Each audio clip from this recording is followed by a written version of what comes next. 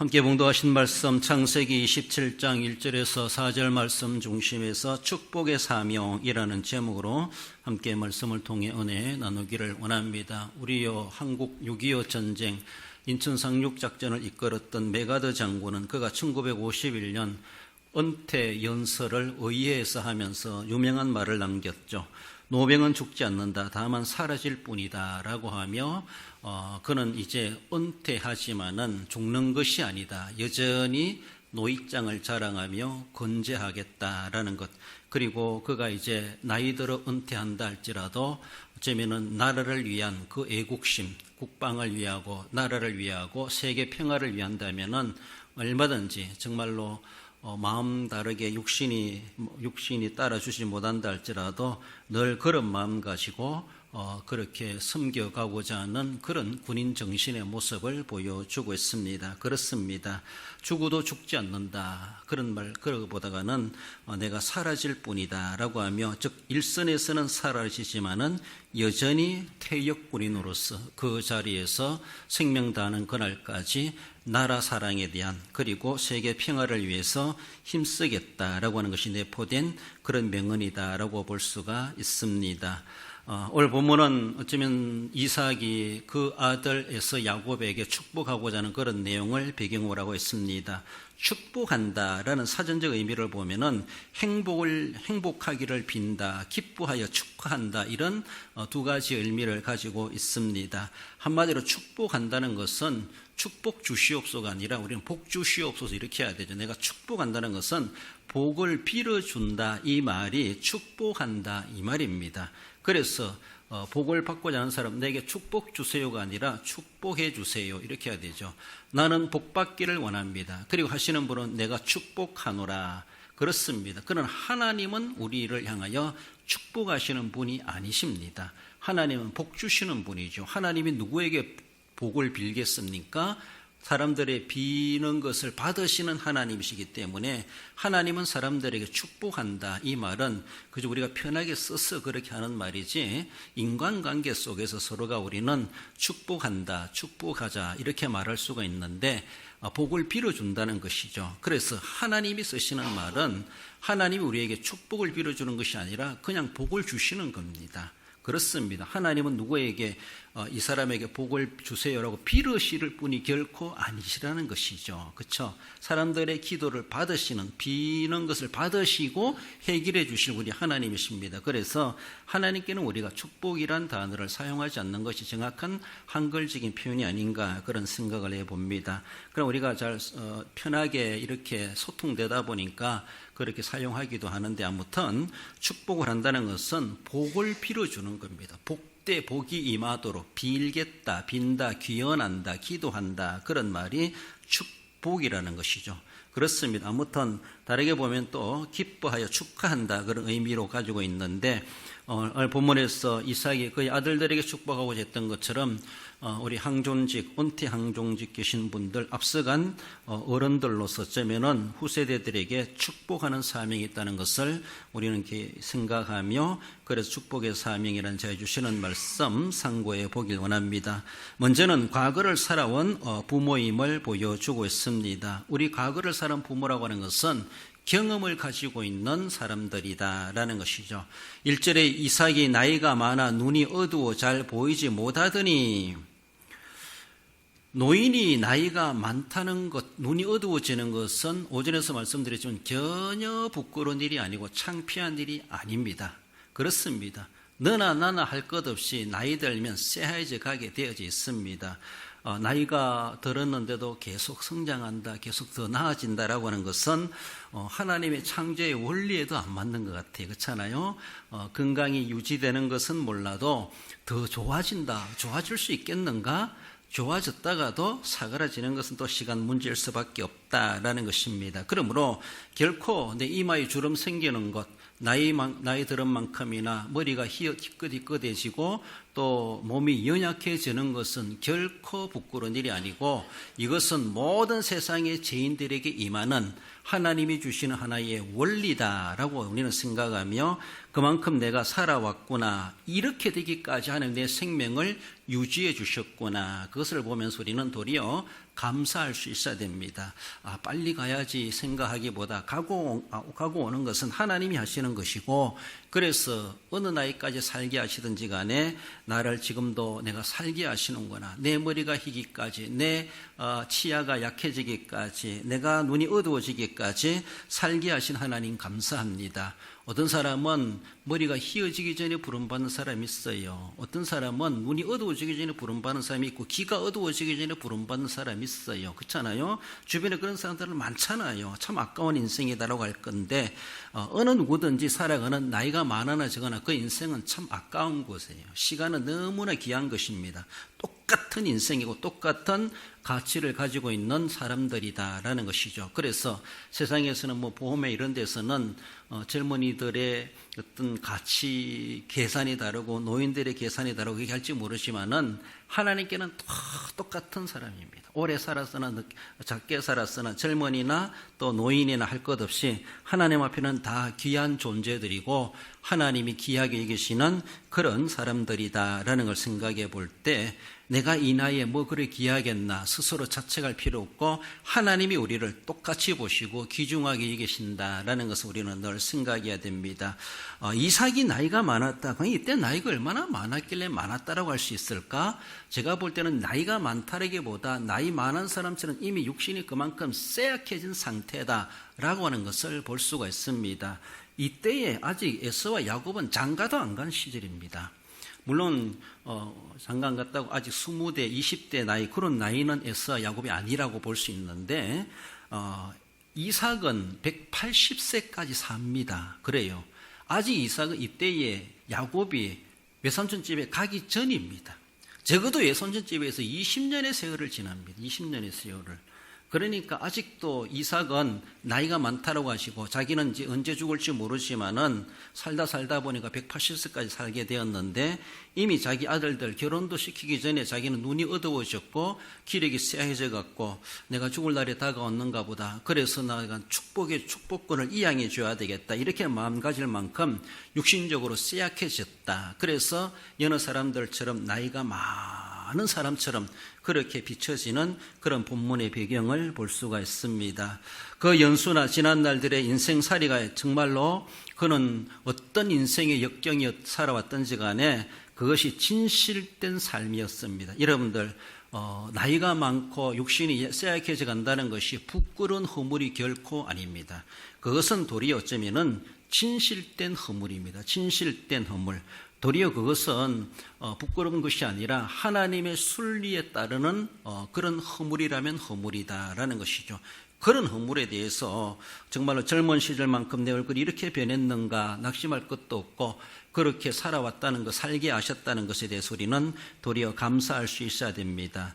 자연스러운 것이며 그것이 나아가서 부끄러운 것이 아니라 정말로 하나님이 나를 이제까지도 생명을 주신 흔적이로다라고 생각하며 감사의 조건으로 삼아야 합니다.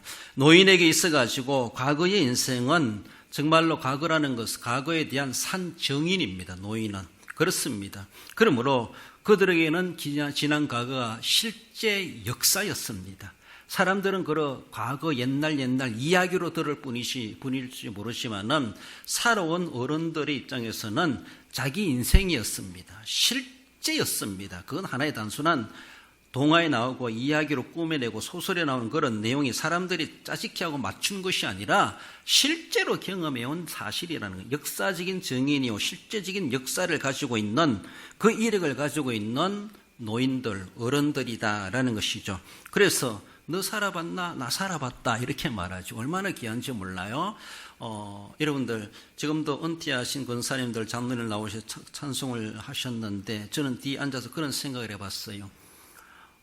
우리 시무하시는 장로님들, 권사님들 그 찬송을 들으면서 나도 은퇴해서 은퇴 한종직 헌신 예배에 예배를 사회를 하고 대표 기도를 하고 내가 은퇴 항존직으로서 나와서 찬양할 수 있겠나? 생각해 봤어요. 어떤 분요, 은퇴하기 전에 하나님께 부름을 받는 사람도 있어요. 목사라고 똑같아요. 목사나 장로나 권사나 마찬가지예요. 어느 목사님은 70세 딱 되자마자 부름받는 사람도 있더라고요. 그러니까 은퇴 항존직 헌신예배 한 번도 못 드리고 갔다라고 볼 수가 있어요. 시무할 때는 한다고 하지만은, 그러나 내가 은퇴해서도 내가 이렇게 항존직이란 그 직분을 가지고 교회에 머물고 있음으로 인해서 하나님 앞에 헌신할 수 있는 그룹으로서 내가 동참하고 있다고 하는 것이, 이거는 정말로 부러운 거예요. 심하고 있는 우리 장로님 권사님들에게 보장되지 않는 미래예요, 이거는요. 그러나 이분들은 지금 실제로 그것을 살아가고 있어요. 그러니까 너 살아봤나? 나 살아봤다. 너 안 해봤지? 난 해봤다. 이 말이 아주 가벼운 말이 아니라는 것이죠. 그러므로 저도 말씀을 준비하면서 저보다 연세 많으신 분들을 헌신 예배에 내가 설교할 수 있는 자격이 있을까? 이런 생각을 해보게 돼요. 도리어 한 80, 90대신 어르신 목사님 모셔가지고 이 시간에 헌신 예배 설교를 하게 하신다면은 더 의미가 있고 더 연관성이 있지 않겠는가, 그런 생각을 해보기도 하는데, 그러니까 참 나보다 한 살이라도 나이 많다라고 하는 사람이 살아있다, 그분을 바라볼 때 나는 저 나이까지 살겠나 한 번쯤은 생각해 봅니다. 그렇습니다. 그러므로 남들 다 사는데 뭐 살지, 자기 욕망이고 자기 꿈이지 현실은 보장되지 않습니다. 미래는. 그렇습니다. 그러므로 무슨 일이 당할지 알지 못하는 그런 가운데 살아가는데, 과거를 살아온 부모, 그 과거의 역사가 지금 내가 살아있음으로 인해서 그 과거에 대한 산 정인입니다. 돌아가셨으면 정인도 끝나고 정언할 수도 없어요. 그러나 내가 살아있기 때문에 지난 과거의 역사를 이야기할 수가 있어요. 우리는 그저 전해 들을 뿐입니다. 그렇습니다. 산전수전 파란만장한 지난날의 가난과 굶주림과 서러움과 부역을 평상시의 일처럼 그렇게 해왔던 그런 세대들이었다라고 볼 수가 있고, 우리 대한민국의 역사로 바라볼 때 근대 역사에 많은 그런 격동기를 경험하고 살아왔던, 그러면서 전쟁 후에 폐허와 재건이란 근대사의 중심 자리에 살아왔던 그런 인물들이 오늘 이 시대에 우리 은퇴하신 분들이다, 이렇게 볼 수가 있습니다. 오늘 우리나라가 선진 대열에 진입하도록 하는데, 그들은 어쩌면은 몸으로 나라를 세운 일에 그렇게 섬겨왔고 살아왔던 실제적인 육체로 경험했던 산 정인이다, 이렇게 볼 수가 있습니다. 얼마나 귀한지 몰라요. 그러나 이후 시대 사람들은 어쩌면은 그저 태어날 때부터 자동차 문화가 있고 컴퓨터 문화가 있고 휴대폰 문화가 있다 보니까 이미 옛날부터 그런 걸 있었던 것처럼 생각하는데, 그렇지 않다는 것이죠. 그렇지 않습니까? 40, 50년 전만 해도 우리가 차 타기, 자가용 타기 쉽지가 않습니다. 차가 별로 우리 집에 없었을 그런 시대였습니다. 우리나라가 이렇게 선진대에 이르기까지 지난 40, 50년 전에 청춘으로 살아갔던 우리의 어르신들 시대는 그들은 몸으로 그 시대를 감당해 갔다는 것이죠. 그러므로 살아봤나? 살아보셨습니다. 우리는 못 살아봤어요. 그러니까 지난 과거를 살아온 부모로서 그들은 경험을 가지고 있어요. 몸으로 감당했던 경험을 가지고 있습니다. 얼마나 귀한지 몰라요. 나아가서 그 인생의 바탕에 우리 교회에 은퇴하신 분들은 예수 그리스도를 뿌리하고 있다는 것이죠. 똑같은 70여 80여 90을 살아간다 할지라도 세상 여느 사람과 다르게 그들보다 남다른 것이 뭐예요? 그 인생을 살아오시면서 그들의 인생의 바탕에 예수 그리스도가 베이스, 기초를 하고 있다는 것이죠. 바탕을 하고 있다는 것이 얼마나 귀한지. 세상에 수많은 어른들이 많다고 하지만 그들에게는 우리가 골라서 본받아야 됩니다. 그러나 그 중에서도 그들에게 발견할 수 없는 예수 그리스도를 예수님을 구세주로 영접하고 믿음 생활을 해오고 주님의 교회에 항존직의 직을 받아가시고 오늘까지 섬겨오시다가 명예롭게 은퇴했다는 것이 우리가 다 앞으로 가야 할 길입니다. 앞서간 믿음의 선배라는 것이죠. 인생의 선배이면서 믿음의 신앙의 선배라는 것이 얼마나 귀한지 몰라요. 오직 예수 그리스도만이, 이 세상에 여러 종교들이 많고 그 종교들이 더 잘났다라고 그 스스로 그렇게 막 자기 종교, 자기 신을 위해서 목숨을 거는 그런 사람들, 그런 종파들도 있는데, 거기에 빠지지 아니하고 진정한 창조주요 구세주요 우리의 영생을 책임지고 계시는 예수 그리스도를 만나가지고 우리에게 신앙의 선배로 앞서 살아가는 그런 모습이 어떤 사람들보다도 귀한 것이고 오직 예수님만이 유일한 구세주이고 진리라는 것을 우리에게 삶으로 보여주셨다는 것이죠. 그 인생의 과거란 역사가 단순한 인생의 과거가 아니라 신앙의 역사의 과거라는 것입니다. 예수 그리스도를 영접하고 믿어 예수님을 체험하고 살아온 신앙의 과거, 신앙의 발자취, 신앙의 역사이기 때문에 세상의 어떤 노인들보다 다르다는 겁니다. 차별화해야 돼요. 구별해야 돼요. 성별화해야 돼요. 그러니까 얼마나 귀한지 몰라요. 다른 사람들은 이교에 빠지고 이단에 빠지고 다른 종파에 빠지고 다른 데도 신이 있고 다른 데도 구원이 있는 것처럼 그런 이념과 그런 종교적 사상에 빠져감으로 인해서 결국은 자기도 멸망당하고 후손도 멸망당하게 하는 그런 어른의 삶을 살아가는 사람도 많은데 그렇지 아니하고 우리의 항존지 우리의 장로님 권사님들은 그 과거가 결코 후손들을 망하게 하는 과거의 역사가 아니라는 것이죠.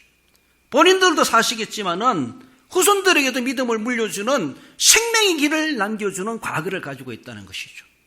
그러니까 세상 사람들의 인생 과거와 다르다는 겁니다. 질이 다르고 격이 다르고 미래가 달라요.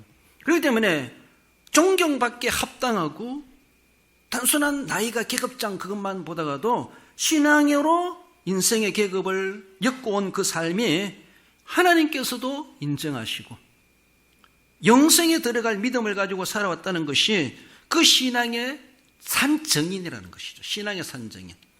우리나라 근대사에 일제강점기나 6.25나 가난이나 재건이나 교회 부흥의 시대나 또 경제 부흥의 시대를 실제로 경험한 것, 이건 너나 하나 다 했습니다. 그러나 실제로 예수 그리스도께서 우리의 진정한 구세주시라는 것을 영접하고 경험한 것은 아무나 하는 것이 아니라는 것이죠. 기독교 신앙이 무엇인가, 그 신앙에 심취하여 일평생 동안 그렇게 살아온 존경의 대상이요 본받을 우리의 영적 인생의 대상이다라는 것이 합당하신 분들이라는 것입니다. 유대인들은 아브라함을 믿음의 조상으로 여기기를 그들은 그렇게 자랑스러워했어요. 그래요. 아브라함은 우리의 조상이다. 우리는 그분의 후손이다. 얼마나 자랑스러워했는지 몰라요. 그러니까 너무 자랑하니까 예수님도 돌덩이라도 아브라함 자손 만드실 수 있는 하나님이시다. 어쩌면은 세례요한이나 예수님도 너무 유대인들이 그렇게 극하니까 거기에 빠져가지고 자기는 정말로 후손답지 않게 살아가면서 그저 후손이니까 저절로 구원받는 것처럼 그런 사고를 가지니까 그것을 막 깨우쳐 주니라고 말씀도 하셨습니다만은 우리에게 이런 믿음의 조상이 있다라는 것, 세상적으로 역사책에 나오는 그런 영웅다운 가문의 그런 이름이 아니라 할지라도 하나님의 교회사에 우리의 앞서간 믿음의 선배들이 이런 분들이 계시다라고 하는 것을 우리는 그분의 발자취를 우리가 보고 듣고 배우고 이어받아 가고 있다는 것에 대해서 우리는 자랑할 수 있어야 돼. 감사할 수 있어야 돼. 그리고 우리 항존지 은퇴하신 분들은 자부심을 가지고 거기에 걸맞는 명예를 지켜갈 수 있어야 되죠. 그렇습니다. 그런 조상을 두고 그런 후손이 된다는 것은 인간적으로 정말로 참 복입니다. 그래서 과거를 살아온 부모님, 어떤 과거? 신앙의 과거를 살아온 부모로서 인생의 경험만이 아니라 인생 플러스 신앙의 경험자로서 그렇게 살아온 자들이 그런 분들이다라는 것을 우리는 생각해야 돼요. 그래서 신명기 32장에서도 모세는 7절에 내 아버지에게 물어라 그가 내게 설명할 것이요 내 어른들에게 물어라 그들이 내게 말하리로다 그렇습니다. 뒤에도 말씀드리지만 이렇게 살아온 아버지는 그의 자녀들이 물으면은 말할 거리가 있어야 돼.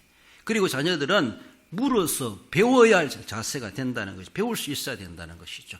오늘날에는 사람들이 자꾸 듣고 배우는 걸 싫어하고 자기들 스스로 뭔가 습득해가지고 이뤄가려고 하는 그런 모습들이 드러나고 주입해가지고 교육하는 걸 싫어하는 이러한 젊은 세대가 있는 것은 아닌가 그런 생각을 해봅니다. 하지만은 자기 어깨너머로 배우는 것이 아니라 정말로 무엇을 배운다 할지라도 앞서 살아온 산전수전, 파란만장, 실패와 성공을 경험한 그분들에게 정식으로 배울 수 있어야 되죠. 세상 말로 세상에서도 술을 배워도 아버지한테 배우라 이렇게 말하죠. 아버지 앞에서 배우라. 세상 가가지고 친구들 따라하니라 그렇게 배우는 것이 아니라 무엇을 하든지 간에 모든 면에 대해서 내 아버지에게 물어라. 그가 내게 설명할 것이요 내 어른들에게 물어라. 그들이 내게 말하리로다. 그렇게 말할 수 있는 거리를 가지고 있는 과거를 살아온, 더 나아가서는 신앙의 지난 역사를 경험해온 분들이다라는 것이죠. 그러므로 이것을 쉬운 말로 노하우를 가지고 있는 항존직으로서 그래서 후손들에게 축복으로 그것을 풀어줘야 될 사명이 있다. 충분한 사명을, 과거가 있는 그 자체가 사명이 있다는 겁니다. 사명. 그것을 묵혀두지 말고 쓱하두지 말고 나만을 위해서 가지고 있지 말고 이제 그것을 풀어내라는 것이죠. 이런 책임이 우리 앞서가신 분들에게 있다. 그것이 바로 과거를 살아온 것은 그저 너만이 살게 하신 것이 아니라 너 과거를 바탕으로 후손들이 그것을 나누어 주기 위해서 그런 경험, 그런 은혜도 경험하게 하셨다라는 것을 말씀해 주십니다. 나아가서 축복의 사명은 미래를 살아간 자녀들에게 해야 될 것을 말씀하십니다. 1절 하반절에 맏아들의 에서를 불러 이르되 내 아들아 하매 그가 이르되 내가 여기 있나이다 하니 이 자녀 세대들은 과거를 살아보지 못했습니다. 나만큼 살아보지 못했습니다. 앞으로 살아갈 날들이 더 먼 미래가 있는 촉망되는 지난 살아온 날들보다 앞으로 살아갈 날들이 더 길다라고 볼 수가 있습니다. 그러므로 그들은 누군가의 도움이 필요한 사람들입니다. 돌보아야 될 그런 어린 애기와도 같은 존재들이고 어쩌면 사회적 약자 중에 한 사람이다. 한 부류이다. 그것을 우리는 생각해야 되죠. 그래서 약자는 우리가 도와야 되는 것처럼 그래서 세상을 살아나고 거기에 시들지 않도록 해주도록 필요한 자양분을 공급해 줘야 될 대상이 되는 것처럼 우리의 자녀들은 앞으로 창창한 미래를 위하여서 지난 과거를 살아온 어르신 세대들이 앞으로 살아갈 자녀들을 돕는 위치에서도 그것을 다 풀어주고 그들의 미래의 길을 닦아줄 수 있는, 도와줄 수 있는 역할이 되어야 된다라는 겁니다. 이삭은 아들들을 풍만하지 못할 만큼 그 육신은 상당히 쇠약해졌다라고 본문에 우리가 볼 수가 있습니다. 그래서 내가 언제 죽을지 알 수 없으니까 내가 아들에게 축복을 하고 내가 받은 축복의 권세를 내 아들에게 이양해 줘야지라고 하는 마음을 먹게 되죠. 그래서 에서를 불러가지고 별미를 만들어 오면 내가 먹고 너에게 축복하겠다. 내가 축복하는 것은 단순한 축복이 아니라 너도 복을 받지만 너는 축복 권세를 가지는 자가 된다. 이런 의미가 가지고 있습니다. 그래서 그 축복권을 이양하고자 축복권은 하나님이 아브라함에게 주셨고 아브라함이 그 아들 이삭에게 주셨고 이제 이삭이 그 인생의 말년인을 느끼면서 그가 사랑한 아들 에서에게 물려주려고 하는 그것을 이제 준비하게 했다라는 것입니다. 그러므로 그것은 단순한 축복이 아니라 축복의 권세를 받는 것, 축복의 권세. 이거는 신적 권세입니다. 그 권세는 하나님께로부터 왔어요. 하나님, 아브라함, 이삭. 그래서 이제는 에서가 받느냐, 야곱이 받느냐. 여기서 본문에 나오는 것을 볼 수가 있죠. 네가 복을 빌면 복이 임하고 네가 저주를 하면 저주가 임할 것이다. 이것입니다. 그런 권세를 받는 거예요. 얼마나 귀한 건지 몰라요. 그렇습니다. 그것을 이제 그는 자기의 이제 사명은 다 됐는 것으로 여겨지면서 이제는 나는 뒷전으로 물러나고 내 아들에게 물려줘서 아들이 이제 그 권세를 이어받아서 이 시대를 이끌어가게 해야 되겠다. 이렇게 자기가 자기의 때를 알고 자기의 자리를 물려주고자 하는, 이양하고자 하는 그러한 이삭의 모습을 볼 수가 있습니다. 그렇습니다. 남에게 축복하는 삶을 살아가야 된다라는 건데 그 누구보다가도 남은 자녀가 1순위가 될 수가 있다라는 겁니다. 어쩌면 이삭은 인생을 마감하게 되지만 그의 자녀들은 어쩌면 에서와 야곱이지만 그들은 긴 장래를 살아갈 다음 세대로서의 사회적 초년생이다. 이렇게 말할 수가 있습니다. 세상을 경험해 보지 못했고 그들의 세대에 어떤 일들이 벌어질지 알 수 없지만은 아무튼 그래서 앞으로 살아갈 미래의 삶을 위해서 부모로서 아버지로서 걱정이 안 될 수가 없고 그들에게 무엇이든지 살아생전에 도움을 주고 싶어하는 것이 부모의 심정이었다라는 것을 볼 수가 있습니다. 여러분들 나는 이렇게 잘 살았으니까 이제 잘 됐다. 내 이제 죽어도 원한이 없다 생각하지 마시고 아직도 한이 남아있는 것이 뭔가 하면은 우리 자녀들은 어떻게 살아갈 것인가, 자녀들의 미래는 어떠한가, 이것에 대해서 거룩한 고민을 가져야 돼요. 거룩한 고민. 우리가 지난주에 1027 서울 연합 예배 드린 것, 거기에서 우리가 진리를 지키고 성경을 지키고 하는 거룩한 제왕신도 필요하지만은 앞으로 이 세상이 어떻게 될 것인가, 우리 자녀 세대들의 시대를 걱정해가지고 우리 어른들을 위한 것이시기보다 더 중심이 된다라면은 우리 자녀 세대들의 삶을 위해서, 그들의 사회적 환경을 위해서, 그들이 살아갈 국가적 환경을 위해서 그것이 너무나 걱정스러웠다는 것이죠. 그것이 걱정스럽다는 것이죠. 죄송해요. 이제 우리는 죽으면 이제 끝나요. 끝나지만은 앞으로 살아갈, 만약에 동성애법이 통과되고 포괄적 차별금지법이 다 통과되고 그러게 되면은 우리 자녀들의 세대는 어떻게 하자는 거예요? 그것이 너무나 걱정스럽다. 미래가 걱정스럽다는 것이죠. 그렇게 되도록 안 해야 되겠다는 것이죠. 적어도 우리가 살아있을 동안에는 그런 법이 입법화되지 않도록 막아야 되겠다는 것이죠. 우리 자녀들에게 그 엄청난 잘못된 것들을, 부조리한 것들을 유산으로 남겨주고 떠나갈 수가 없다는 것이죠. 이것이 기성세대들의 고민이었다는 것이죠. 이번에 그 행사의 중요한 포인트가 그 중에 하나입니다. 우리들 보다가도 자녀들이 어떻게 될 것인가, 그들의 세대는 어떻게 될 것인가, 그것이 걱정스러웠어요.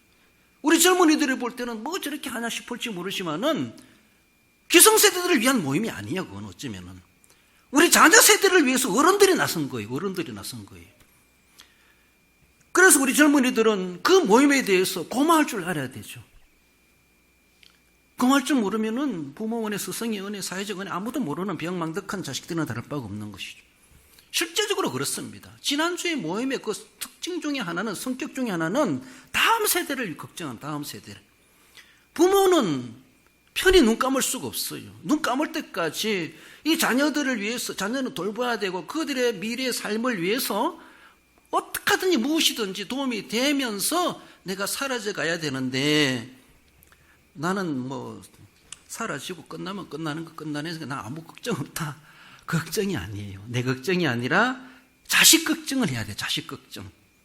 이것이 앞에 살아간 과거를 가지고 있는 부모로서의 책임이고 미래 살아갈 자녀를 생산한 부모로서의 해야 될 책임이라는 것이죠. 그렇습니다. 애들이 다 컸다고 해서 다 컸네, 이제는 내 손에서 떠났네 라고 하는 것이 아니라 학교 졸업하고 취업시키고 결혼시켜놔도 또 걱정한다 그러잖아요. 부모님의 마음이잖아요. 그렇잖아요. 그가 죽든지 내가 죽든지 죽어야 끝나는 고민이라고 할 수 있고 걱정이라고 할 수가 있습니다. 그들은 사회적 초년생입니다. 그들이 앞으로 살아가면서 어떤 일을 겪을지, 우리가 살아온 날들보다 더 험악한 인생 여정이 펼쳐질 수밖에 없는 그런 시대가 아니겠는가라는 겁니다. 예수님도 떠나가시기 전에 12제자를 위해서 요한복음 17장에 간절히 기도한 내용들이 있습니다. 그러면서 떠나가시면서 절대로 예루살렘을 떠나지 말고 너희들을 돌볼 보혜사를 보낼 것이다. 나는 떠나갈 수밖에 없다. 내가 떠나가야 된다. 예수님도 무거운 발걸음을 옮기실 수밖에 없어요. 하나님의 계시의 섭리하심에 따라서.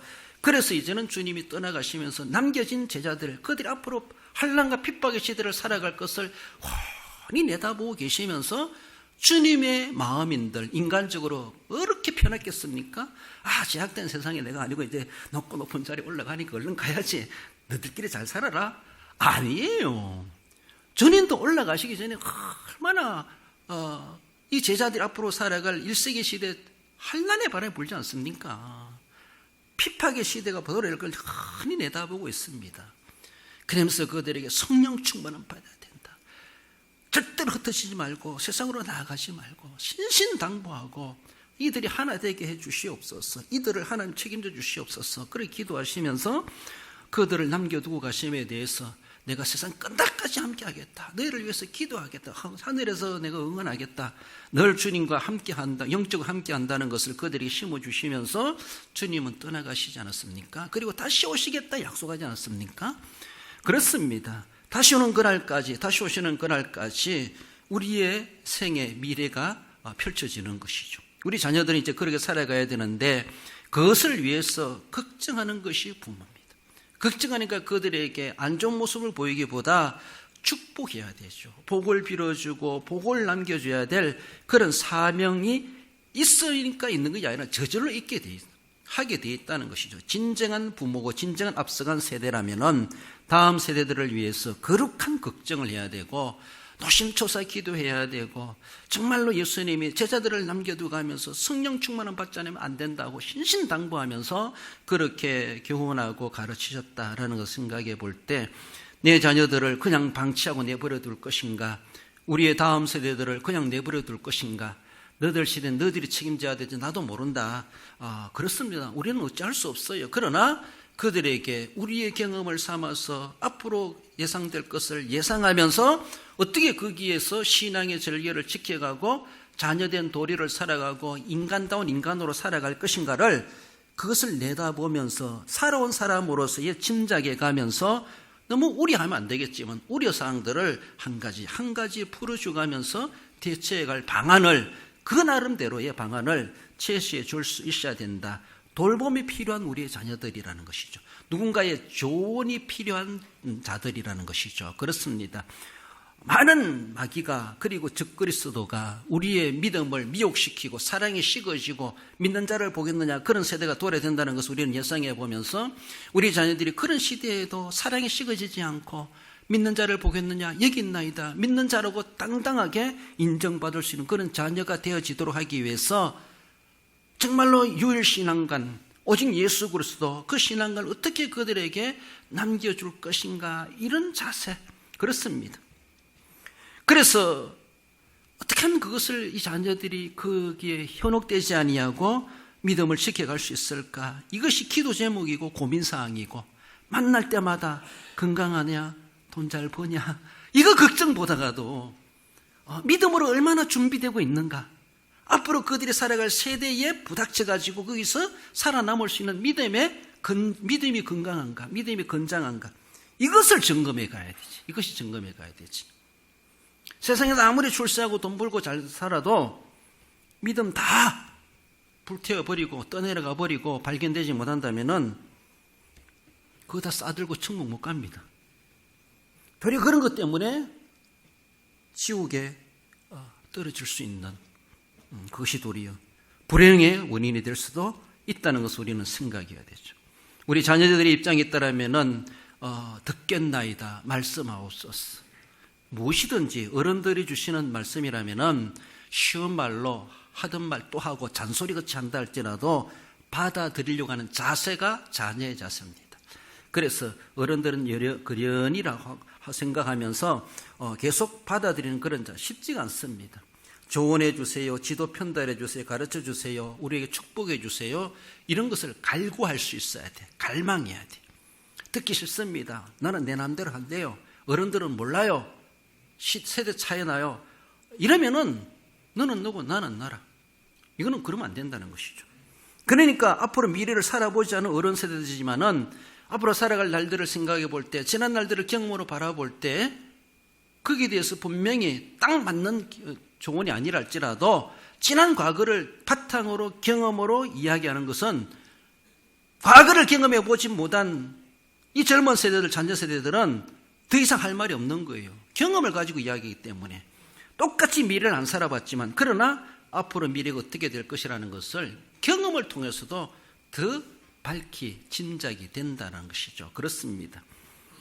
우리 자녀 세대들은 그저 눈앞에 있는 것만 보지만은 어른들은 그렇잖아요. 지난 과거를 바탕으로 멀리까지 내다보는 여러분들의 생을 다하는 그날 그 세대까지를 내다보면서 어쩌면 걱정하지 않을 수가 없다라는 것을 볼 수가 있죠. 은혜를 갈망해야 된다는 것이죠. 하나님께도 그러하고 우리 어른들 앞에도 그러하고 우리 자녀들의 입장에서 바라볼 때는 야복강가에서 야곱이 그토록 갈망하지 않습니까? 창세기 32장 26절에 그가 이르되 날이 세리하니 나로 가게 하라. 야곱이 이르되 당신이 내게 축복하지 아니하면 가게 하지 아니하겠나이다.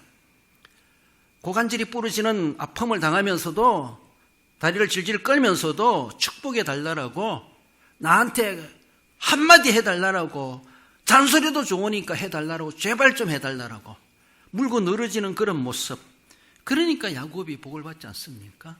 파란만장한 인생을 살아간다 할지라도 아브라함과 이삭과 야곱, 그 이름이 등장하기에, 그 이름이 기록되기에 부끄럽지 않는 그런 이름으로 그 이름이 남겨지게 되는 것을 볼 수가 있죠. 이런 날은 정말 험악한 날이지만은, 험악한 날이 주님 앞에 나중에는 정말로 명예스러운 하나의 이력이 되고 흔적이 되고 주님의 위로의 근거가 되고 있다는 것입니다. 그렇습니다. 그런 모습에서 미래에 살아갈 자녀들, 뭔가 돌봄이 필요하다. 우리 자녀들은 아무리 군대 갔다 오고 결혼하고 장성했다 할지라도 부모 앞에는 여전히 어린 자녀에 불과해. 그리고 부모는 자녀를 보면서도 나보다 키가 더 크고 나보다 더 많이 배웠고 나보다 더 힘이 세다 할지라도 여전히 너는 내 아들이고 딸이야. 내 강보에 쌓여가지고 폼이 안겼던 그 시절을 늘 생각하며 자녀들을 향하여 노심초사 걱정하는 것이 부모라는 것이죠. 그러니까 오늘의 현실이 육신의 상태가 어떠하든지 간에 부모는 부모고 여전히 자녀는 자녀다라는 생각을 하며 부모로서 또한 자녀로서의 그 위치와 그 책임을 감당해 가는 것이 우리가 해야 될 사명이고 헌신임을 말씀합니다. 마지막으로는 마음껏 축복하는 어른이 되어야 될 것을 말씀하십니다. 4절에 내가 죽기 전에 내 마음껏 내게 축복하게 하라. 어른이란 말은 사전에 이런 말이 있어요. 다 자란 사람이다. 다 자라서 자기 일을 자기 스스로 책임질 줄 아는 사람이 어른이래요. 맞죠? 사전적인 의미를 이야기합니다. 또 어른이란 말은 다르게 사전에서 지위나 나이나 학렬이 나보다 높은 사람을 어른이다. 그렇죠? 맞죠? 어른이라 그러죠. 집안 어른입니다. 이렇게 말이죠. 또 동네 어른입니다. 나이 많으니까 나보다 어른이라는 것이죠. 나보다 나이는 어려도 집안 어른이 촌수가 높다는 것이죠. 학렬이 높아요. 그러니까 어른이다 이런 말을 하는 거죠.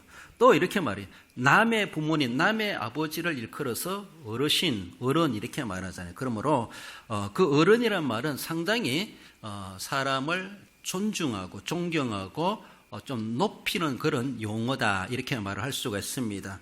그래서 어쩌면 직분적인 모습에서도 어른일 수가 있고 나이적인 모습에서도 어른일 수가 있고 또 자기들의 어떤 사회 어떤 직장이나 계급사회 이런 모습, 조직적인 모습에서 어른의 자리에 있는 사람이 없잖아 있을 수 있습니다. 나이를 떠나서 남녀를 떠나서 또 어떤 역할을 떠나서도 누구든지 우리는 다 어른이란 소리를 들을 수 있는 그런 위치에 있는 모든 사람들이다 이렇게 말할 수가 있습니다. 어른이 아니라면 먼저 된 자 아니면 선배, 앞선 자, 선임자 이런 말로도 들을 수가 있습니다. 여기서 마음껏 축복한다는 것은 어른과 어린 아이를 생각해 볼 때 다음 세대들 앞에 어른이라는 말을 하게 된다는 겁니다. 그래서 계승해 줘야 될 다음 세대들에게 기꺼이 축복하는 어른이 되라라는 것을 그렇게 말씀하십니다. 족장시대의 각 족장들은 자기가 죽음을 앞두고 그의 후손 자녀손들에게 축복하는 것이 하나의 관례였다 이렇게 봅니다. 창세기 49장에서도 야곱이 애굽에서 죽기 전에 12아들들에게 다 이름을 불러가면서 축복을 하지 않습니까? 축복을 합니다. 그렇습니다. 아브라함이 이삭에게 축복하고 이삭이 야곱에게 축복하고 이제 야곱이 또 12아들들에게 축복하는 그런 모습을 볼 수가 있죠. 모세도 그때면은 그가 생을 다하면서 이제 부름받기 전에 여호수아에게 안수하며 축복하고 그리고 이스라엘 12지파에게 또 이름을 불러가면서 축복하는 그런 내용이 신명기서에 나오는 것을 볼 수가 있습니다. 축복할 다음 세대가 있다고 하는 것이 정말로 그 가정과 그 공동체의 희망이라고 볼 수가 있어요. 축복할 대상이 있다는 것. 다르게 보면은 계승할 다음 세대가 존재한다는 것이죠. 우리 가정에 축복할 자녀가 없다. 불행입니다. 우리나라에 출산자가 되고 다음 세대가 찾기 힘들다. 나라 이제는 문 닫는 거예요. 교회, 가정, 지역, 사회, 공동체 마찬가지. 우리가 축복해 줄 만한 다음 계승할 만한 다음 세대가 존재한다는 것 자체가 1차적으로 복이에요. 있는 것 자체가 복이에요. 더 나아가서는 다음 세대들이 어떤 질적인 다음 세대들로 그들이 커오고 있는가. 속된 말로 막대먹게 커오면은 그 사회는 더 삭막한 사회가 되지만은 비록 소설할지라도 그들이 정말로 엑기스처럼 진국처럼 정말로 제대로 된 사람처럼 정말로 될성 싶은 나무는 떡잎부터 한다는 것처럼 그를 될성 싶은 그런 자녀 세대들이 소설할지라도 그 공동체에 있다면은 일당백이 되는 겁니다. 그 사회와 그 나라는 희망이 있는 거예요.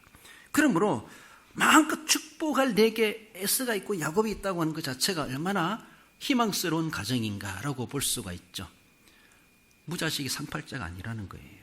그러므로 우리에게 그런 다음 세대가 영적이든 육적이든 내가 마음껏 축복해 줄 만한 그런 자녀 세대가 있다고 하는 것이 얼마나 귀한가. 그래서 우리는 그런 세대들이 이곳에 머물기를, 이곳에 오기를, 이곳에 찾아들기를, 그런 자녀 세대들이 생겨나기를 우리는 간절히 사모하며 그런 세대들 우리는 일단은 삼아놔야 되죠.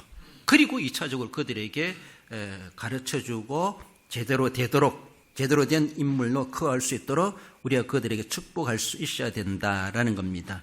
인생을 통해서 받은 은혜와 인생을 통해서 받은 경험과 체험과 지식을 바탕으로 남김없이 그들에게 정성을 다해서 그들이 받을 수 있도록 다 이양해 주는 이 책임이 우리에게 있다. 여기서 마음껏 축복하게 하라. 마음껏 축복하게 하라. 손자들이 오면은 그저 용돈 몇만 원 주는 끝내지 말고 머리를 감싸고 기도해 주세요. 축복해 주세요. 꼭 그렇게 액션적으로 안 한다 할지라도 날마다 새벽마다 기도하시겠지만은 다음 세대들을 걱정하며 내가 생각날 때마다 한다 하지 말고 여기서 마음껏 정성을 다한다는 긍정적이고 적극적인 자세를 이야기합니다. 그리고 남김없이 다 주겠다는 것이죠.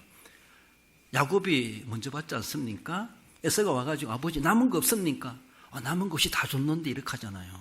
남은 것이 다 줘야 돼요. 남은 거 없이 남겨두지 말라는 것이죠. 그러니까 자기를 위해서 남겨두지 말고 계승받아야 될 그 자녀 세대들에게 내 모든 진액을 다 빼준다. 예수님께서 우리의 표현하는 것처럼 물과 피 한 방울도 남김없이 다 흘려주셨네. 다 뿌려주셨네. 다 흘려주셨네. 그렇게 말씀하시는 것처럼 온전한 희생, 온전하게 다 드려주신 주님의 구속의 희생을, 그것이 진정한 우리의 구원의 완성이 되고 부활의 승리를 이루어졌다는 것을 우리는 생각할 수가 있습니다. 죽다가 깨어나는 것이 아니라 완벽하게 죽으심으로, 완벽하게 희생당하심으로, 남김없이 다 내어주심으로 다음 세대들을, 신약교회를 탄생케 하신 예수 그리스도의 구속의 희생을 우리는 본받아 갈 수 있어야 할 것입니다. 신명기 33장 1절에 보면 하나님의 사람 모세가 죽기 전에 이스라엘 자손을 위하여 축복함이 이러하니라 라고 하며 12지파 이름을 불러가면서 그에게 축복해 주게 되죠. 우리는 먼저 된 자, 일륜 있는 자, 믿음의 삶을 살아온 자로서 축복할 자격이 있습니다. 그리고 권리가 있고 축복할 책임이 있습니다. 그렇습니다. 그러므로 그 책임과 의무를 우리는 잘 감당해 내야 되죠. 늘 남은 생애에 적극적으로 내가 이제 받으려고 하기보다 지금까지 받은 것이 너무나 크고 감사한데 이 모습이 이대로라 이제는 내가 받기보다 베풀어야지, 나눠야지, 섬겨야지, 저희들에게 다 주고 가야지, 이런 생각을 하며 모든 것을 마음껏 축복하는 자, 그것이 우리의 생애에 해야 될 남은 사명이다라는 것을 생각해 보십시다. 어쩌면 아론이 제사장이 백성들이 이렇게 축복하라 하나님께서 말씀해 주신 것처럼 읽어봅시다. 민수기 6장 24절입니다. 여호와는 내게 복을 주시고 너를 지키시기를 원하며 여호와는 그의 얼굴을 내게 비추사 은혜 베푸시기를 원하며 여호와는 그 얼굴을 내게로 향하여 드사 평강 주시기를 원하노라. 할렐루야. 그렇습니다. 대표적으로 아론의 대제사장이 이스라엘 백성들에게 이렇게 축복했다라고 말하는 것처럼 정말로 하나님의 그 얼굴이, 하나님의 빛이 우리 자녀 세대들에게 임하고 또 우리 후배들에게, 뒤따라오는 후배들에게 이러한 하나님의 은총이 임하기를 늘 마음껏 축복하는 사명을 감당해 가시는 것이 우리 항존직 여러분들의 사명이다, 헌신이다라는 것을 기억하시고 그렇게 기꺼이 헌신해 가시기를 원합니다. 우리 결론적으로 읽어봅시다. 지난날을 살아온 역사적인 증인으로서 받은 은혜와 경험과 믿음을 바탕 삼아 미래에 살아갈 다음 세대들에게 마음 다해 축복하는 삶으로 남은 생애의 사명에 헌신하는 성도가 됩니다. 그렇습니다. 남은 생애는 내가 이제 받는 기간이 아니라 내가 나누어 주는, 내가 축복하는 헌신의 사명이 있다라고 생각하시고 기꺼이 그렇게 축복하여 헌신하심으로 우리 자녀 세대들이, 다음 세대들이 그 복을 받고 정말로 우리 어르신들 못지않게 나라와 민족과 교계를 책임지기에 합당한 그 사명을 감당할 수 있도록 귀한 아름다운 믿음의 흔적들을 남겨가시는 헌신자가 되시기를 주님의 이름으로 축원드립니다.